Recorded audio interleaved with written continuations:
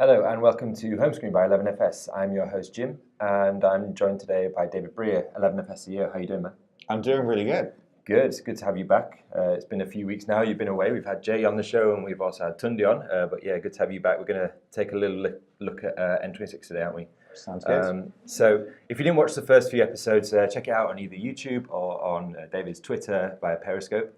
Homescreen is a repository of different digital banking experiences, which we pull from our site Pulse. What we do is we take a look at these products, how they're built, how they work, and then we kind of dissect those different bits and think, you know, what's good, what's not so good.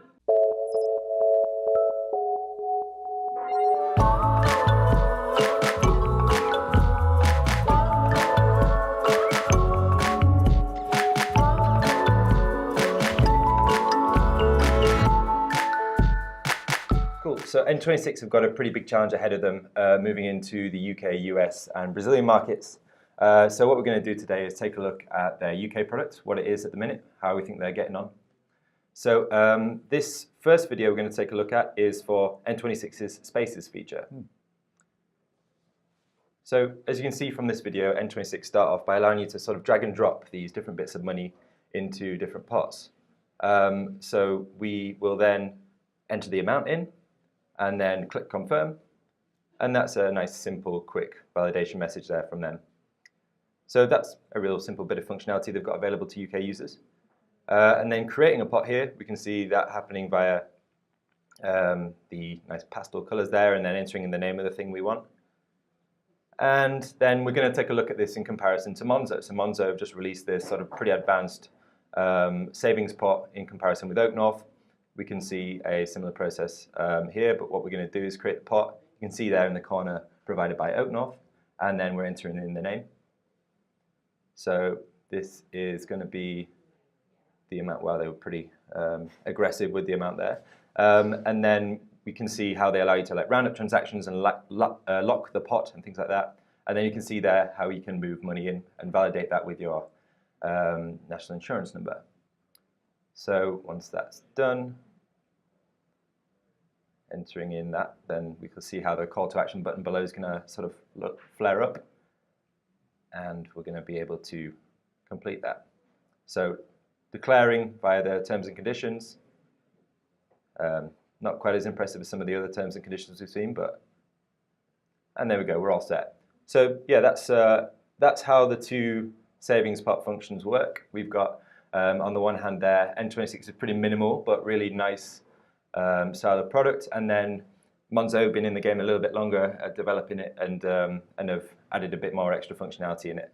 So you can start to see here like how much ground N26 have got to sort of take up. And I thought it would be interesting by starting about like who's the target market here for N26. So there was an article which went out yesterday, some of you might have seen in Sifted, which was talking with Will Sorby, the UK manager, and he was saying that N26 UK wants to be a little bit more premium, a little bit more older, and a little bit more mature than its competitors. So think about its competitors. We've got Revolut, we've got Manzo, we've got Starling, Atom, that kind of thing. What's sort of their target demographic is, I guess, that sort of mid-20s person who's looking to manage their money. I think N26 are really kind of trying to go after that slightly, the generation slightly above that. I think you can probably see that in some of the interfaces that they're creating as well, like the fact that they're new to the game, but the sort of elegance that they brought around those 100%. Interfaces is a lot greater than actually what we're seeing with Manzo. You know, the difference between them is quite stark. You know, Manzo's is much more functional, I'd say. I think there's a bit more form to what N26 have done. Absolutely. It's going to be interesting to see how they take it to different markets as well. Like, how do you think the ability for them to sort of localize that into all of those different geographies is going to be? It's really interesting, actually, because that's one thing that Will mentioned in the article yesterday. He was talking about how it's like I knew Jim. Oh, we're mates now. So he's talking about, like, obviously you can't have the same use of language in one market as you can in the other, and so they've made some shifts, some slight changes to the product, and yeah, they're not doing too badly in it. I think they've got a big challenge now ahead of kind of, I said, like really honing in on that target market. Yeah. So they're planning their next big feature release. They're planning is a shared spaces area. So we've just seen one space, and the idea here being that you and your partner can open up a space together. And that's a pretty smart move. It's quite interesting because what it does, I guess it sort of positions them in that sort of joint account market without actually having joint accounts. You know, it's sort of like removing that friction which invariably comes about from opening a joint account. And then you're able to sort of do that quite simply and easily, and that could be a really good point of difference. Well, that's a fair point. It's actually like sharing all of your financial services in one go is actually quite a significant step. But if you're sort of saving for a holiday or something with your significant other, then a shared savings account is actually a nice way to go into that, isn't it? Absolutely. I think it's really interesting as well because it's not just the tool globally can be very similar, but how different geographies actually use these things. I know we've been doing kind of lots of work in Asia right now, and savings are approached in a fundamentally different way there. So, if they're taking this, did you say to Brazil? The way in which Brazilian savings habits and the thinking around savings is fundamentally different to what it is in mainland Europe. So it's going to be fascinating. The hammer is always the hammer, but actually, the way they swing it's going to be very different. For sure, absolutely. And this is, I think, one of the real key things for them. They're going to have to set up people in different markets who know their market, how to approach that. So what we can see here is N26 going after that slightly older demographic who still want fintech products, and then allowing them to kind of to share their finances in a bit more of an interesting way. It's interesting because if they start going after that older demographic, I wonder if they're competing with Monzo or if they're competing with Lloyd's. Yeah, I mean, exactly. This is one of the points I think I wanted to make here, which is that it seems to be that hinterland in between the two. It's sort of that middle space, which at the minute doesn't seem to be occupied. Yeah. There's aesthetically, it's playing in the same space as something like Wealthsimple or Markets. The Goldman product. The idea that these people want really elegant, well-designed products. But they also want them to be functional and digital first and that kind of thing.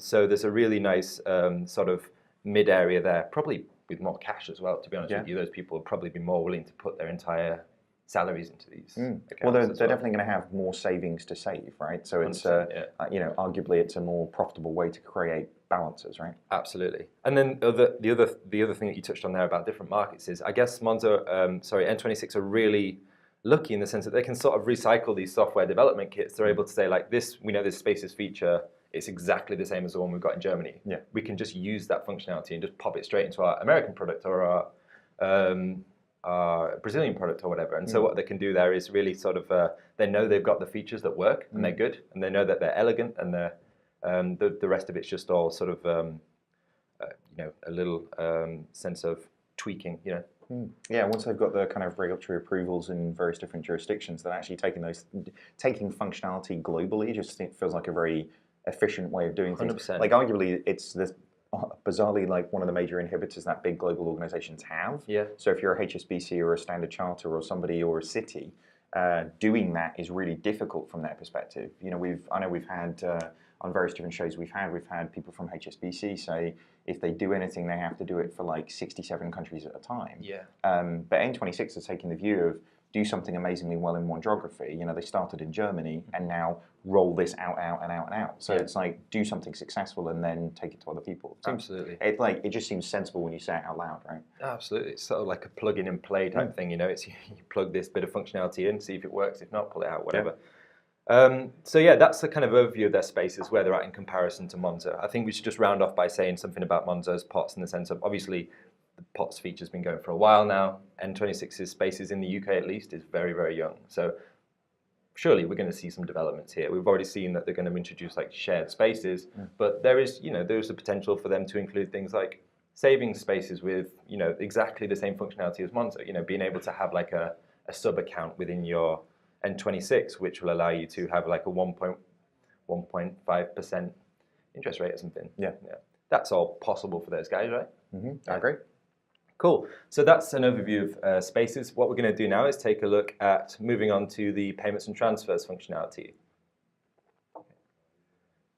So you can see here a real minimal sort of stripped back payment and transfer functionality. We've got here entering in the name of the recipient, the account number, and the sort code. You're sort of expecting them to pop in an IBAN, that European nostalgia. But they're sort of entering those 3 bits of information in, and then we will transfer an amount here. And you've got your little note there. very, very simple, very basic functionality at play here. And then we click send. Confirm it with our PIN. We've seen this a million times from a million different products. Clean, efficient, it works. And then we've got a nice confirmation tick. So that's where N26 are at. Now looking at Revolut. Obviously, again, a more developed product. Here, this is the Enable Me feature. So the idea of being able to send money via to people nearby, to other Revolut users. We found a contract here. And then what we're going to do is send a bit of money over and then add a GIF. So here's like this, introducing this sort of delight factor element, being able to add a little GIF, which the Revolut user will see on the other end. So adding in a little memo. Even the way it's presented is quite interesting, you know, into these little blocks, and there, a nice confirmation tick.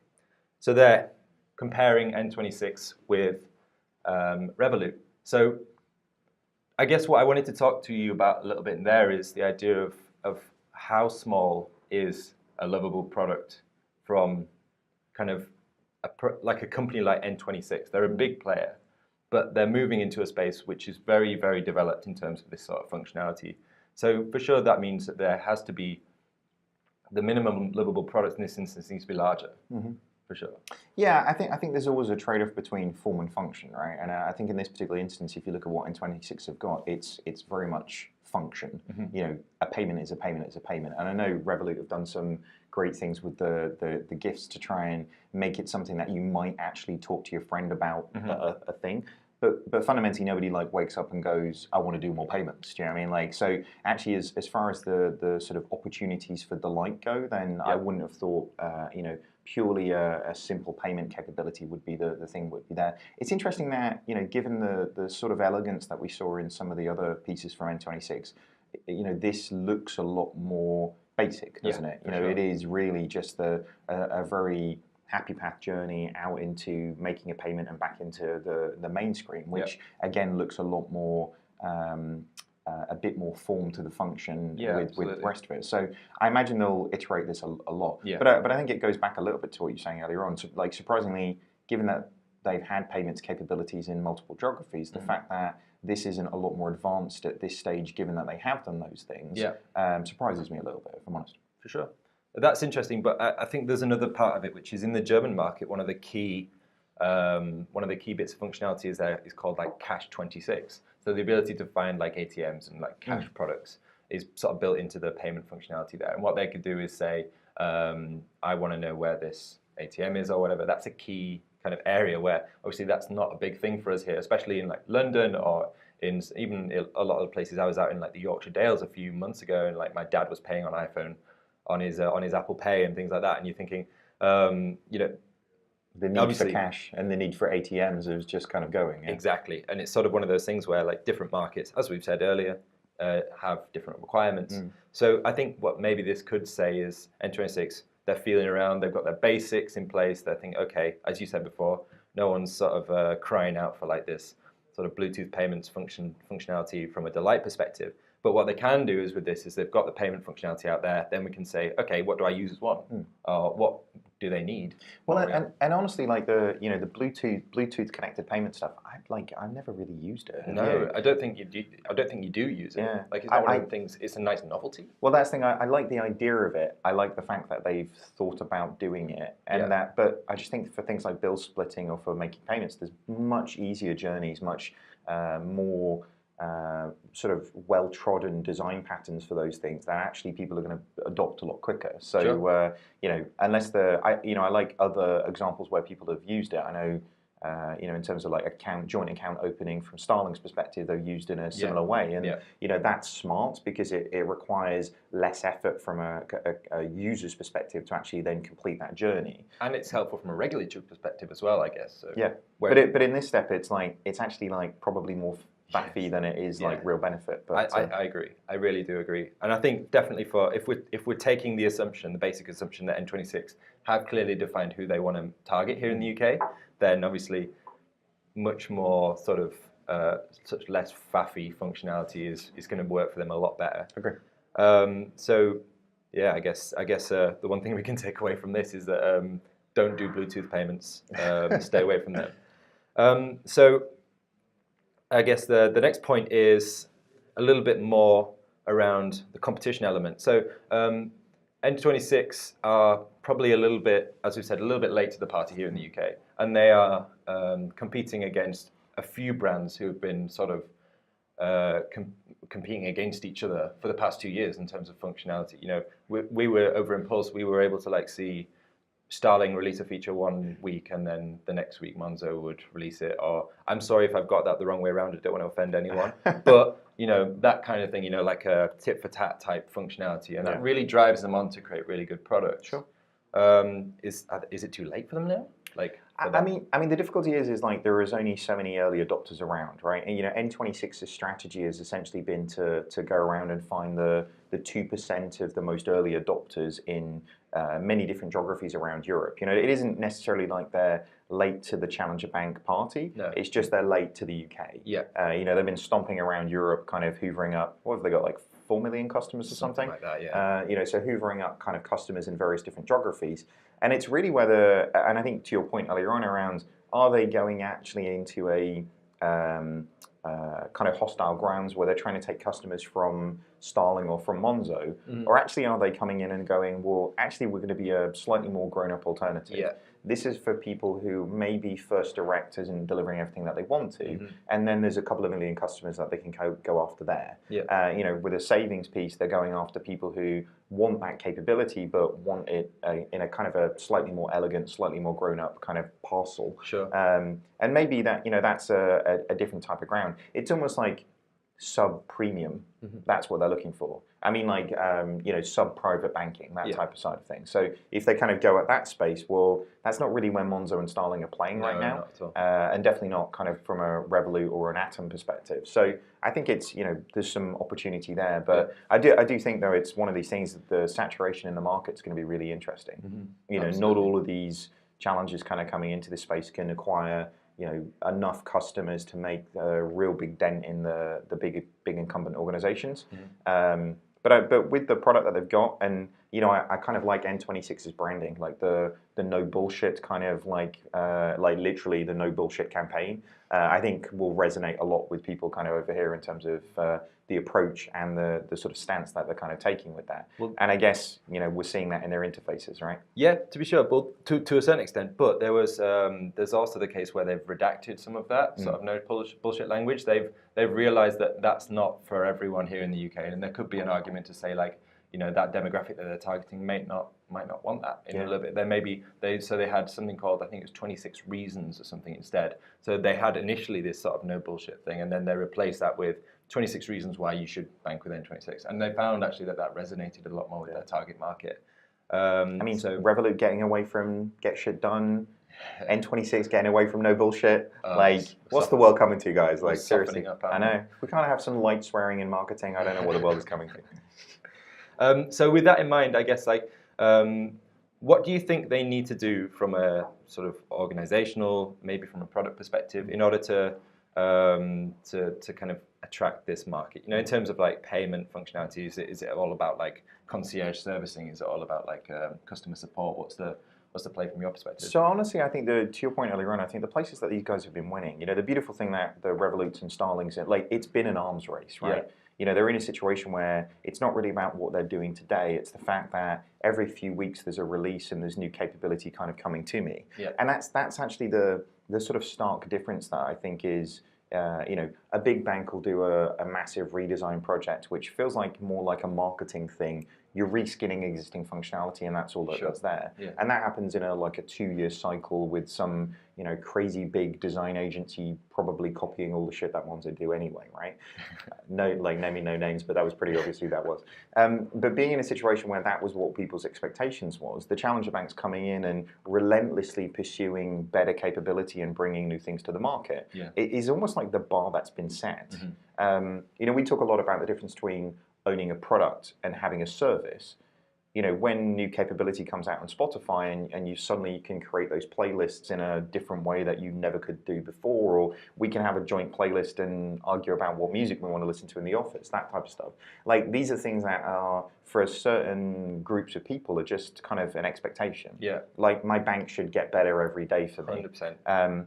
And the challenge really is how can N26 kind of speed up to the pace that maybe the competition in the European markets that they've been facing into hasn't been the same. Over in Berlin, it was Deutsche Bank versus them. Whereas actually here now, Monzo and Starling and Revolut are spinning at such a pace that for those guys to get up to speed is going to be a challenge in itself. But if they can, then there's definitely an opportunity in the demographic that they're going after. And everything, all the conversations we've had with them, they're not messing around. No, you can tell that. So what we're going to do now is take a look at the next video, which is talking about N26's referrals. So we can invite friends here. Simple sort of screen here saying tell a friend. That's pretty much it. Again, very simple and basic. And now having a look at Starling, we're going to see they've introduced this sort of like love heart scheme at the bottom. There's no cash or anything like that, but there's a simple link to sort of social channels via this bar. And we can sort of select on one of those to send a referral code over. And what that will do is give us a nice little a lighted love heart. So so this is a referrals program, which I think the reason why we wanted to compare these two is because neither of them are offering cash. So they have to sort of find ways to get around the fact that the users aren't really getting anything. So N26 don't seem to do anything in that stage, but Starling do. They offer these like little love hearts, which might not sound like a lot, but when that heart like lights up, it gives you a little, I guess, a little endorphin kick, and it's a small thing. So I guess the first question is that we know they've got 200,000 users here in the UK. Should they be doing more to offer more to offer cash or something in order to boost their growth? We know that they've got a lot of capital. They've just recently raised 300 million in Series D. That was back in January. So we know that they're playing with a fair amount of cash, and obviously some of that's put away for their US expansion and things like that. But I guess they should be offering something like that. We've seen how like Manzo have stopped relying wholly on the golden ticket as an engine of growth and are moving towards that sort of referral scheme. Yeah, I think a lot of these things are like there's two different things at play here. I think initially the things like golden tickets in Monzo it's a bit of almost an operational hangover from when they were a startup. Yeah. When there was an element of exclusivity to it, similar to when Gmail first came out and you could only get an account by having 2 of your friends like invite you to have an account, that type of stuff. Yeah. But now those things have gone mainstream and you can just go to the website and sign up for Gmail. Yeah. Now this is a broad thing. So it's not about throttling access to an account when you've got a minimal lovable product. Yeah. This is about how do you incentivize mainstream virality around the things that you're looking at doing. Yeah. And naturally that leads you to, well, do you make the product so good that that you tell your friends, or do you pay them to tell their friends? And I think a nice kind of balance between those things. I know Monzo, there was lots of kind of discussions at the beginning about whether they should pay people to tell people, or whether they should just make it awesome so they tell people. Yeah. And I think the tests that they've done and the balancing act that they found with that, I think is kind of smart. So golden tickets don't really make any sense anymore because I can just go and get an account. Yeah. But I think the incentive for the person, if I recommend you, the incentive for me needs to be strong enough for me to care to tell you. Yeah, exactly. And it's like, is £5 enough for me to like give a damn whether you have a N26 account or not? For sure. I'm not sure. I think, and that's something where like shared functionality is something which could work really well here. Like not the sense of £5, give me £5 so that my pal has an account. Make my pal get an account so that we can really simply pay each other when we go out for dinner together or for a drink. That seems like a more, but how you package that up as a growth sort of package, I guess it's interesting though, because it's like the network effects of actually having everybody on the same thing is really, really interesting at that stage. Yeah. But then actually I kind of witnessed it a couple of weeks ago as there was 6 girls on the table next to us when we kind of went out. All of them paid with a Monzo card other than one who had an RBS card. And I was like, well, do they like shame that lady who had the like because she can't split bills? Do you know what I mean? Like, so it's like, do you start picking your friends based on what bank they use? Like, I mean, I've been pretty hipster about a number of different things, but like just shunning somebody for a NatWest card might be like even beyond me, you know. But I think it is interesting. Like, does the power of having more people using it make the product better? Yeah. And if it does, then actually, as some of these organizations creating sort of closed loop systems that are never going to be able to kind of scale because arguably you're never going to have everybody in the UK using Monzo or Starling, which kind of makes it quite prohibitive, doesn't it? Absolutely. I think there's something interesting to said about like the fact that these engines of growth don't last forever. So even if they were to introduce some sort of big sort of cash giveaway or some other method of growing, they're going to have to pivot at some point. So like the temporary nature of that, knowing that you're not going to do this forever because it's going to dry up. I guess that gives you a bit more freedom and flexibility in how you approach this. Well, and there's plenty of offers out there of £250 or something to switch your current account, all these different types of things. So if it's like a £5 or a £10 or something, I'm not sure it reduces the friction enough for people to kind of really, really care. Sure. But there's a reason why Monzo are doing this. It kind of must be working, right? Absolutely. I think it's about like understanding what your users sort of want to get done and sort of tweaking the way that the product works at certain stages of its life cycle with that user. So if that user is 9 or 12 months into a relationship with a bank, being able to then pivot because maybe their jobs have changed. Obviously, we talk a lot about jobs we've done here at 11FS, and like if their jobs have changed, which is a perfectly reasonable thing for them to happen, then the ability to sort of switch and to pivot quickly is, especially in terms of growth, is really important. Right? Yeah. Do you know what? I think the really interesting thing that we haven't seen yet is actually people start to incentivize individual users. Right. So actually, this is very much about, well, how do I recommend you for a Revolut account or a N26 or whatever? Yeah. But there's so few, given marketplace banking is kind of really sort of flourishing now, and people have accounts for ISAs or savings accounts or joint accounts or whatever. Actually incentivizing me to consolidate these things into a Monzo or a Starling or Revolut. That's when I think because at the point where Monzo have good savings accounts, well, if they can start seeing with my transactional capability that I'm paying to a savings account that's not theirs out of this account, then start incentivizing me to bring that, consolidate these things into it. This is where it gives you the real potential to actually start, shifting balances, really making a dent in terms of the high street banks. That's a really good point. Yeah. So it becomes less about like, well, can I get? Really, the banks haven't got me yet. Monzo has my current account, but it doesn't really have my savings or anything. Yeah. So knowing that those things are out there, then how are you, Tom? How are you incentivizing me to bring my savings to you guys in terms of everything else that's going on there as well? Absolutely. Yeah. I think that's a really good point, and obviously work to be done in that area for a lot of the fintechs out there. So I guess that's the last example there. To summarize, I think it's probably worth taking away 3 key points. The first one being that N26, though the product is quite minimal, is they've identified a real underserved market. That sort of, as I mentioned, that hinterland between the two, like the fintech and the incumbent space, is one area of people with potentially a bit more cash, a bit more sort of lost, a bit more homeless in terms of their financial situation, and they're kind of utilizing an elegant design in order to be able to kind of pull these people in and suck them into their digital products. Think Wealthsimple and Marcus over here. Then the second one is what constitutes a minimum livable product for someone like N26. They've come into this market and they've got a lot of work to do to really catch up to the other players in there. But what they do have is a really big pool of resources which they can pull on. They already have this sort of functionality which they've used in different products, and they can sort of plug in and play with that, which gives them, I guess, a nice amount of freedom to be able to experiment.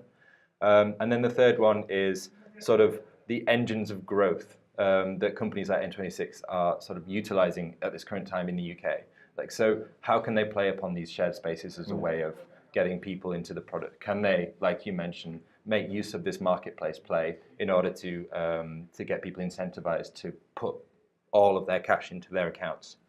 So there are the 3 things I think that we can take away from this, and it's it might sound like a bit of a challenge, but I think in the end it's pretty positive for N26. Yeah, well, I think it's definitely positive to N26, and it's great for customers as well. Absolutely. We've got the greatest amount of competition and choice for customers now in the market that we ever have done, which is only ever really going to be a good thing. Absolutely. All right, folks, that's all the time we've got for today. Thanks very much for tuning in. If you want to see more of our content, make sure you head over to FinTech Insiders, or make sure you get them on your favorite podcast providers. And then if you've got a question, make sure you hit us up either on pulse@11fs.com, or maybe hit up David or myself on Twitter. Thanks very much.